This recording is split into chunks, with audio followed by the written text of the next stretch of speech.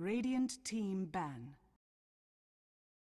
And we're back for game number 2 of this 8-game day. Actually, I think so. Anyway, the schedule kind of got shifted on me. Got to admit, I rolled in, looked at the schedule. I was like, hang on a second, thought we had 8 today, but we'll figure it out one way or the other. We got a lot of good Dota. Nonetheless, we already got one game behind us and looking to move forward with another North American showdown as Dignitas will be taking on Denial. The Battle of the D's here on the ADL, and Denial coming straight off of a loss in game number 1.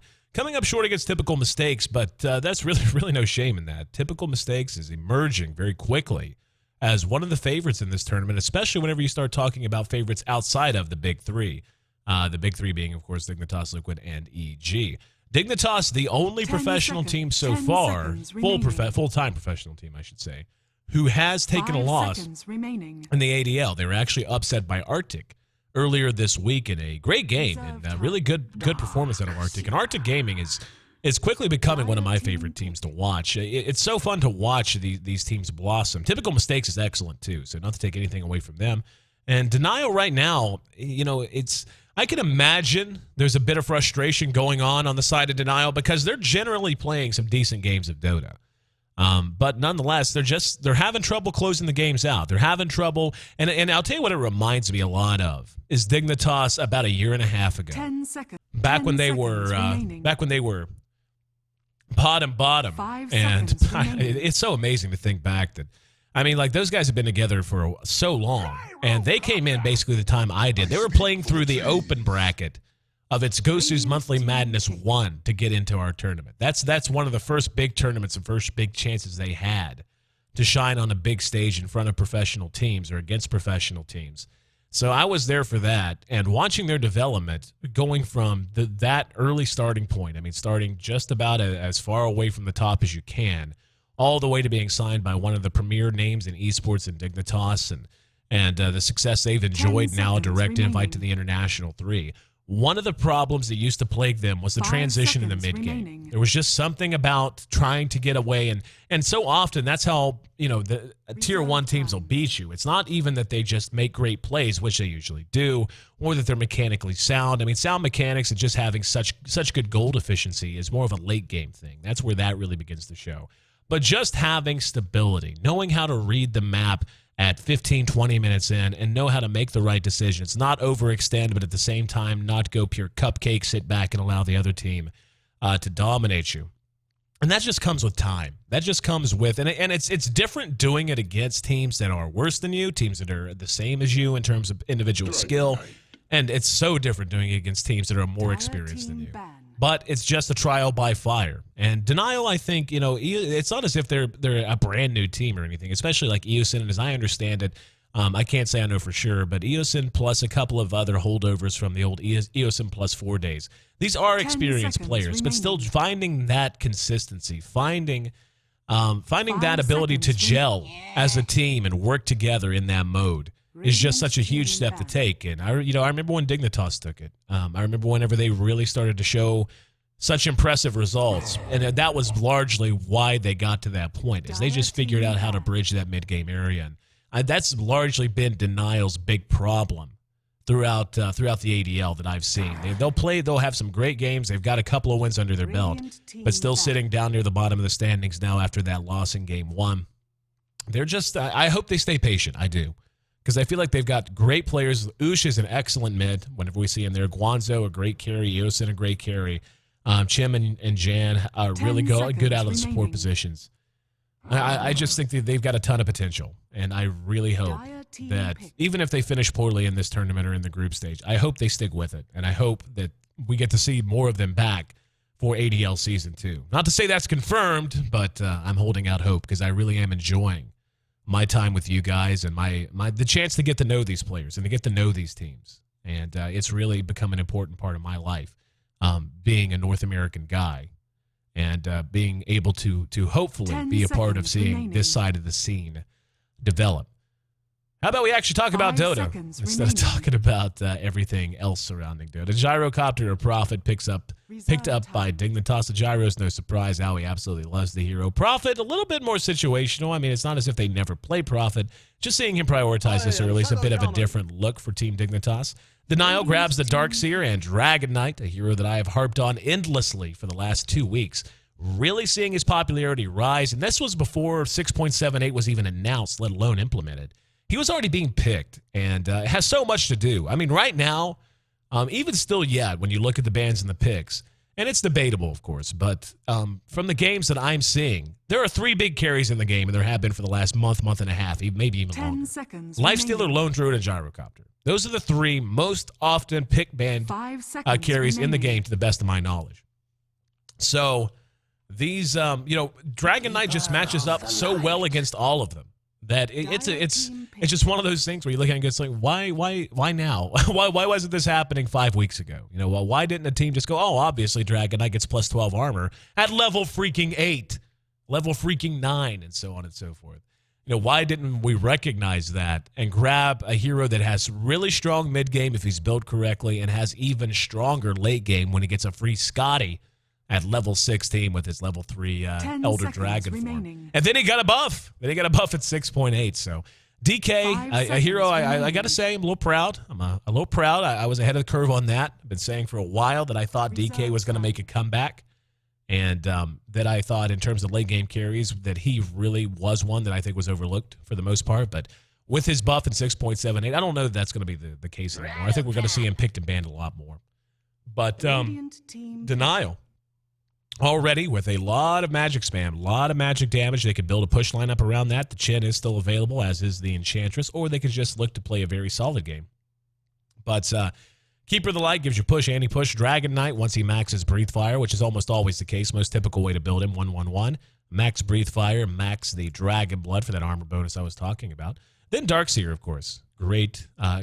Gives you a lot more initiation potential. Ion Shell and Surge on a Dragon Knight to get behind towers and chase people down is absolutely devastating.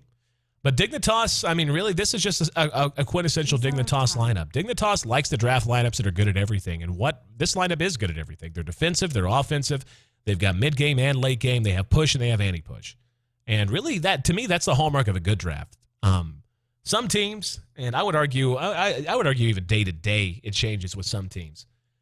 But you'll see teams just go 100% one-dimensional with their lineup, just go, you know what, it's fine. Because if we execute this one aspect of our gameplay, we're just going to win because no matter what you draft, we're so good at what we've put together that you're not going to be able to stem the tide outside of you just having to outskill us, having to outplay us outright within the game of Dota. Then there are more strategic teams that are much more just, it's fine. Let's just get a good lineup. Let's counter-pick as we go.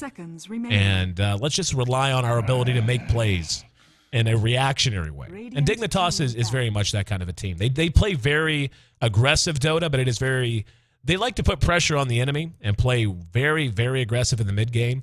But even though it's not aggressive defense, it's aggressive. It's get aggressive, position yourself aggressively, then react. And they're excellent at it. And they have a great team with them already. The Prophet and his global presence, Clockwork, of course, the longest range single target ability or longest range non-global ability in the entire game with Hook, and it really is just absurd. And when played by, and you'll often see different players play that. Could be Fogged, could be Sneaking. Both are very, very, very good at the hero. And very rarely miss some hooks. Gyrocopter, with his magic damage output, gives you great mid-game and great late game with Flat Cannon. Shadow Shaman, great for push, great for anti-push with the Mass Serpent Wards. And Denial, though, is in the same boat, really. They don't really have a ton of initiation would be the problem I have with their lineup. They're going to be, unless they grab something up here last, they're going to be ultra reliant on just hoping they can just kind of overwhelm the opponent in the mid game. And they're going to have so much magic damage, by the way. Jakiro is still available. Jakiro's the pick they need, I think. The Dragon Knight will be mid, Darkseer off lane. No, I guess that's not going to work. If they run the DK mid, Jakiro would work with this 10 lineup so well. They could run the seconds Nyx Assassin, man, and try laying the Dragon Knight. I don't know that they will. They'll probably just grab another 5 damage dealer seconds here. remaining. Any kind of, actually, I would like a Storm Spirit. Enchantress. But Enchantress rounds out Team Dignitas' lineup, taking a page out of Team Liquid. We got to give Fluff credit for that. For about a month, Fluff was one of the only players on the planet that consistently ran the Enchantress. They're going to actually just pick a hard carry. I thought they would go with some kind of initiation, some kind of range. Not the case, though, as the Morphling makes his way into another game of Dota. And I called this out. It is in the record. I did a brief 1 or 2 question interview with, she told me what she prefers to be called. I want to say that it's Caddy, she said she didn't mind. But Bandy, I believe, was that's one of the cuter names. Prepare she asked me battle. to call her by. Over at Dota Cinema, just did a quick Q&A with me and asked me what heroes, based on what I see now and based on 6.78, that I thought were going to make a comeback. And I called Morphling. I think Morphling will be picked at the International 3. Wait and see. It will happen. At least Orange will do it. At least Mushi will run. But anyway, take a look at the lineup. Denial, that Morphling pick actually works a lot better than many other picks, like in terms of a hard carry, could with the lineup they have, because of how strong Waveform is going to be. And that's actually going to free the Morphling up to reliably come to fights a lot earlier, just because of how much he can contribute in relation to his team's strengths. But again, the problem is initiation. They really don't have any, period. Just none at all. Whereas when you look at Treant's doing what they can to Jan there. When you look at Dignitas, they're going to have the hook. They're going to have the ability. I mean, this might be a game even. And yeah, Fogged will be playing on the Shadow Shaman. This might be a Blink Dagger Shadow Shaman game. If not Blink Dagger Force Staff. And Shadow Shaman actually is one hell of an initiator, much the same way that a Lion is. And Lion's another hero that I think is going to be seeing more play. Right now, there's only really one team that runs him reliably, and that's Na'Vi. I mean, you'll still occasionally see him picked up here and there. But Na'Vi's the one team I would point to as a team that actually considers him to be in reason for just about any draft that they want to pull out. But Dignitas with Clockwork, Call Down, so long as there's one other ability to go with it. Call Down's pretty good initiation. They have good reach. It's Denial's just going to position themselves properly. This is going to be a game where decision-making is going to make all the difference. And, that sounds, it's such a John Madden kind of a thing that says, well, the team that kills the Ancient is going to walk out of here with a win today. Yeah, thanks, Sean. Here's your meds. But aside from that, in this game in particular for Denial, just because Dignitas is going to have so many tools to punish them for bad positioning and bad decision-making. Take a look at the lineup. So we'll have Jam playing on the Nyx Assassin. Morphling going to be played by Eosin, Keeper of the Light. Going to be handled by Mr. Chim. Whoosh here in mid on the DK and Darkseer. Actually, sacking the offlane entirely, going right into the jungle, handled by Guanzo. Way too sexy on the other side of the river. That's what I heard anyway. Way too playing on the Enchantress, Shadow Shaman, handled by Fogged as mentioned. Going to have Owie playing on the Gyrocopter. Not surprising at all. Owie, excellent at the hero. Excellent carry player. And already doing some damage to the tower. Getting some CS. Universe will be taking the Prophet off lane. And this is a little bit of a chancy lane for him. But, I mean, the fact that he's hanging as far forward as he is actually really good. He's using the Treants extremely well to keep himself safe. And then the Clockwork in mid here by sneaking. Now, the choice to send the Clockwork mid, seeing more and more teams do this. Liquid for a while was one of the very, very few that would, just because this is excellent harassment, by the way. And again, he didn't invent it by any stretch, but I can tell you right now, the first guy I saw using the Harpy Stormcaller, for example, with the Shade Lightning was Fluff from Team Liquid. He was one of the few who would actually send that, or grab one of those, send it to mid just to free mid up. And it is such an unbelievable pain. Sneaking going to find himself in Invis Rune. Already has his bottle up at that. And especially against the DK, who's going to want to use Breathe Fire as much as he possibly can. Just having that much harassment turned out on him. Just so problematic. He wants to be able to stay forward and do that right there. And, Breathe Fire helps a ton. But between Cogs and between the Harpy Stormcaller doing her job, it hurts. It hurts quite a bit. Had to be Oosh right. Another very passive game. And actually, we're going to see Universe caught with an impale. Eos and opts not to engage. Oh, he did wait for him, actually. Just didn't do that much damage. But that's kind of what I was talking about in terms of what he can contribute to this lineup of Denial. What they're going to want to do here. The Darkseer is going to be paramount. Good vacuums, and they really need good impales. Because they do not have AoE lockdown at all outside of... Up and wow. Sneaking. Yeah. Said it was painful to be Oosh. And, you know, I hate it when it's two melees in mid because you want to bounce around to the other lanes. I don't just want to be staring at one hero the whole time I'm talking. But they're always near each other. It's so hard to anticipate first bloods based on map positioning. But, yeah, it's the Darkseer is going to be paramount. He really is going to need to have good vacuums, 3 and 4 targets. Nyx Assassin really needs some mobility. Definitely a Blink Dagger Assassin, or Blink Dagger Nyx Assassin game. He has to be able to follow up vacuums with impales. If they can do that reliably, then land a waveform with the Breathe Fire, with an Illuminate, that's a whole dead team. And that's kind of what they're built to, that's what's going to get them by in the mid game. It has to be, because they don't have damage otherwise. The right click out of DK and out of out of DK and out of Morphling is not impressive until they're able to fill their inventory some. So between the hashes, I think that's what I'm gonna start calling it. Between the hashes, 15 and 25 minutes, where so much work is often done in games of Dota nowadays. That's really the bread and butter zone for a lot of teams. And love Universe using the haste. I'm actually surprised he doesn't just, does he not have Sprout? He does. I'm a little surprised he didn't just Sprout there. Sneaking was waiting on his bottle. That's why. If Sneaking had bottle charges, I bet he sprouts and they go for a kill. But not the case. But they're really going to be relying on that combination and on that magic damage and on the fact that they can push and counter push with those abilities to just buy time.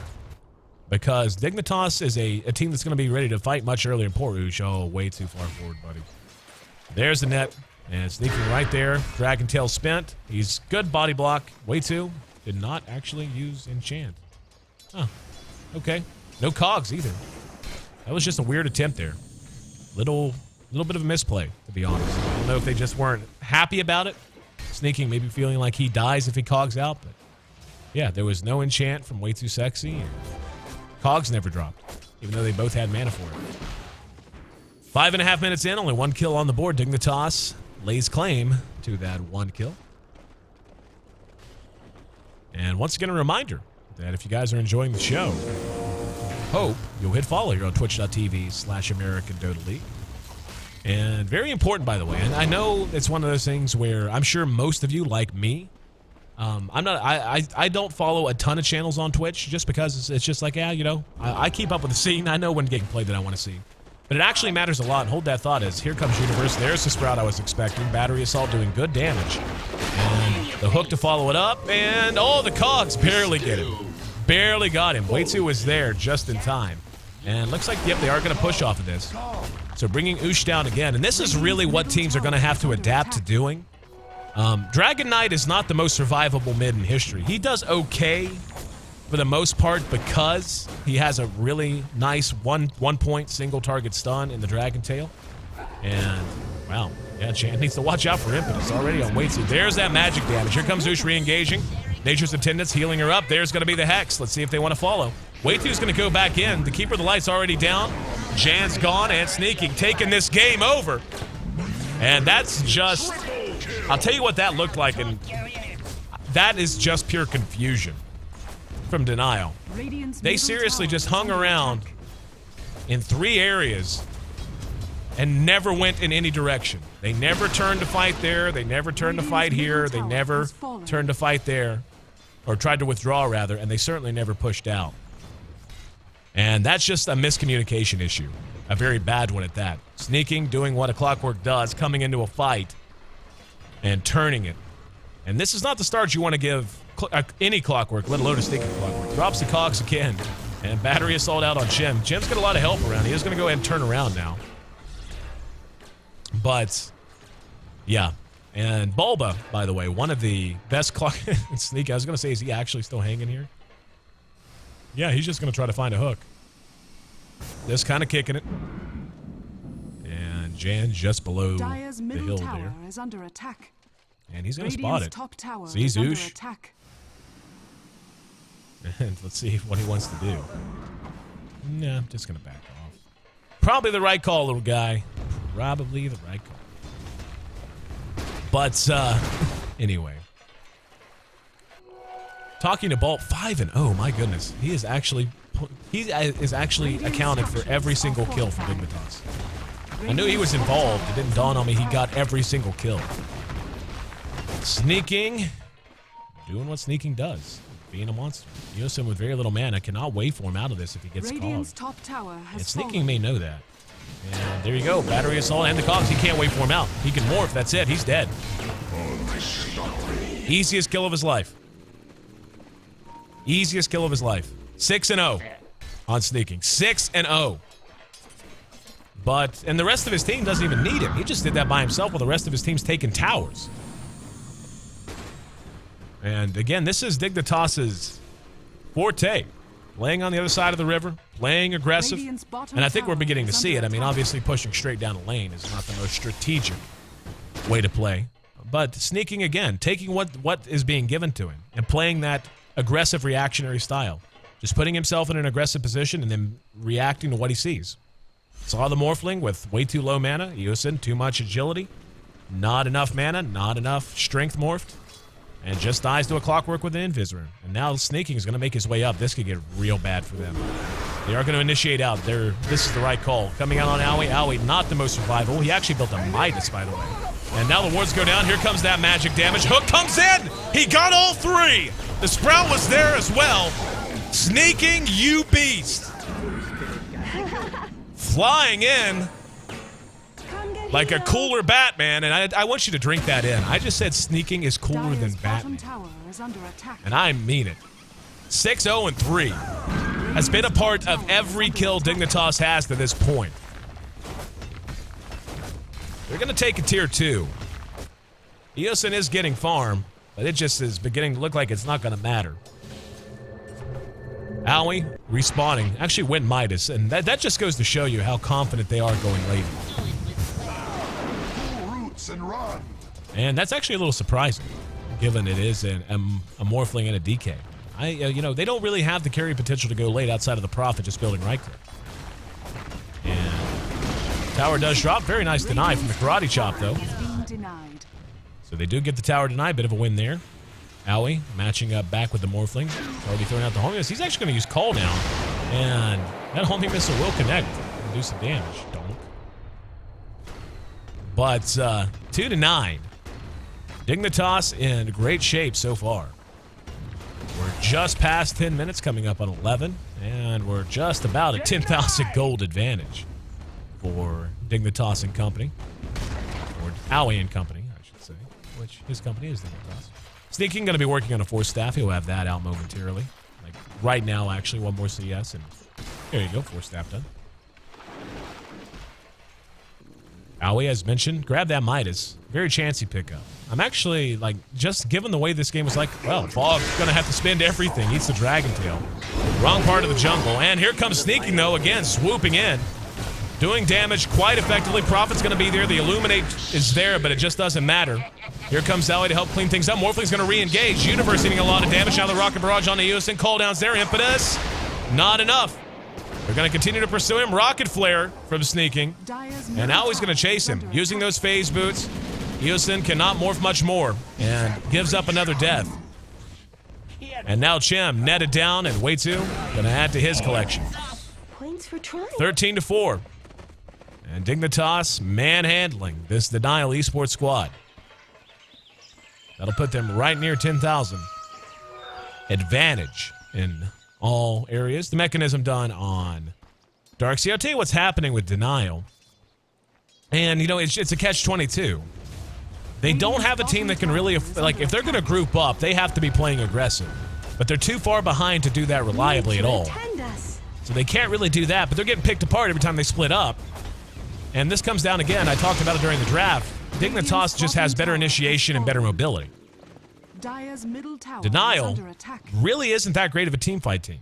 They have a lot of team fight damage, and Clockwork just, you know, dude just, Sneaking just dunking on dudes. Just dunking on them. 8-0. 8-0 in a 12-minute game. And yeah, this game, I can safely say, very near getting out of hand. They do have a Morphling and a DK, so you can't say too much. Morphling with a Ring of Health. Might be thinking Lincoln's first, but it's going to be quite a bit of gold before we have any clue. Tell you what Dignitas is thinking. Thinking an Aegis is the accessory in this post-13-minute world in which we live. 14-4. And Dignitas is massively leading. But again, the Catch-22, they don't have great team fight because their disable and lockdown just isn't that impressive. They have some single target disable. I mean, they've got Dragon Tail, they've got Impale. Impale can obviously catch more than one if it's well placed. That's why I was talking about how important it is. And Sneaking just chasing people. Hook, Chim, and not even got a cog, doesn't need to. Poor Chim, that's so frustrating. Gets off the urn charge. And Prophet thought about coming in. Wait 2 seconds. Nah, I got it, bro. Rocket Flare. And Eosin locked down again. Hexed out. There's the long-range shackles. And he will wait for him. So he does make it away. But certainly not going to be in any shape to defend this bottom tower. They're basically split pushing with Sneaking as a one-man army. Sneaking's just wandering around the map, killing everyone, making them account in packs of 3 for just him. And that's opening the rest of the map up for Dignitas to just take as they please. Wave 2 on his way to a Scepter. He's just under 3/4 of the way to it. Gyro with that Aegis, 3,400 gold. Could just flat out buy a BKB in about 500 gold. Just one shot buy it, no problem. And even Portage, and look at that. Batman's here. Batman, you're a bad man. The Sneaking is godlike, beyond godlike. That gives him 10 kills in a 14-minute game. And the man is just going nuts. The man is a monster. Eosin gonna run in. Vacuums, that's what they've been needing to do. It's the first time they put that combination together the entire game. I knew that's what they wanted to do. And finally, they get it to work for them. Bog will make it back to his tower. And that's kind of what I'm talking about. But the problem is, they do that, then how do they fight afterwards? They don't have, I mean, they've got Blinding Light, which is handy dandy. But other than that combination, with a wall perhaps thrown on top, if Dignitas survives, they go, oh, okay, you have no items.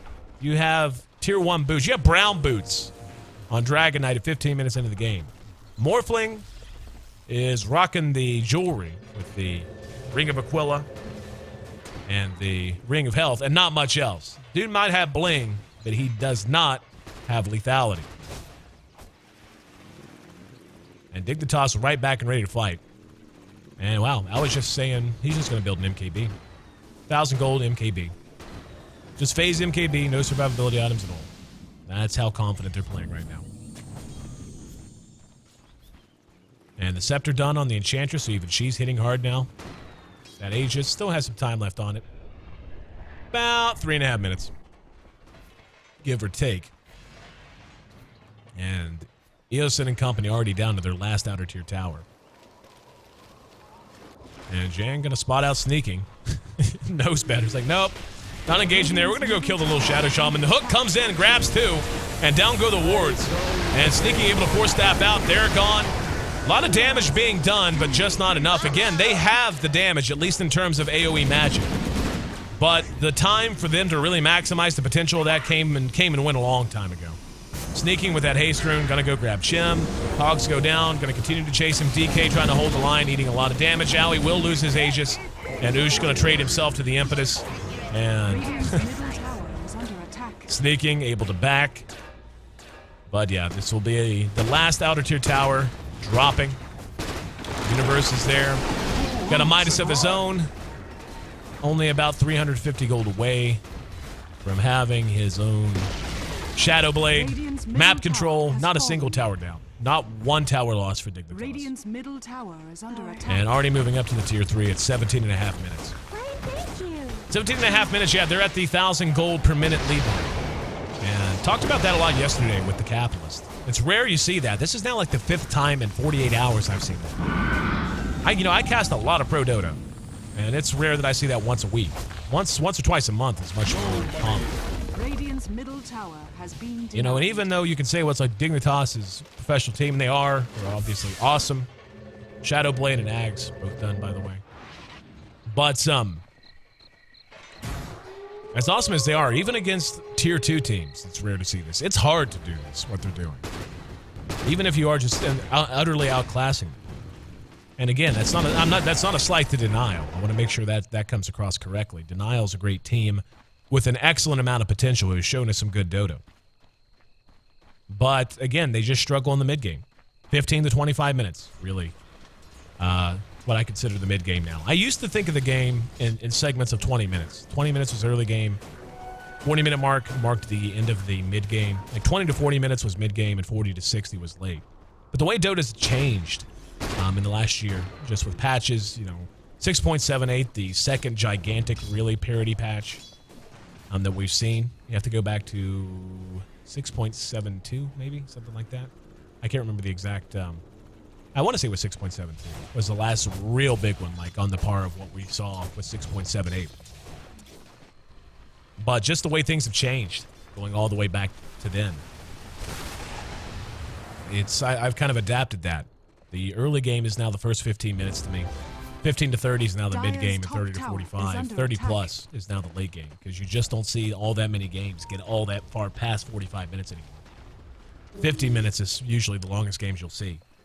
Not a whole lot of hour-long barn burners. Up at top, Universe going to sprout in Chem. Chem forced to use Blinding Light. He's got a whole team behind him, but they know Dignitas is coming. And sneaking, already engaged in, 4 staffs away. Good damage being done through the trees by Waits, who eats a bit of damage. Nature's attendance is there. There's going to be the call down. That's going to catch at least one. The rest of them, the fight really split up here. Owie came back in. Has his MKB done, working on a BKB. Will be cleaned up. In the meantime, Oosh caught out again. Down go the wards. And Shackle's going to hold him in place. Really gave great place for those wards, by the way. I'll talk about that in a minute. Jan going to be killed off. There's a vacuum. But does not matter as the damage is done and the GGs come out. Reason I like those wards, by the way, even though it was just on one target and it was a target that was most likely dead anyway, they cut off the retreat. If they were going to try to just run back to the base, they would have had to run right past them.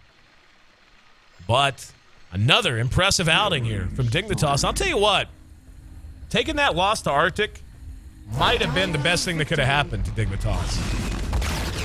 To be blunt, I mean, I love these guys. Dignitas is a phenomenal team, so please don't misunderstand me. Don't want to see a bunch of Kappa faces in the chat. LOL, based caster, fire AC, hashtag. None of that.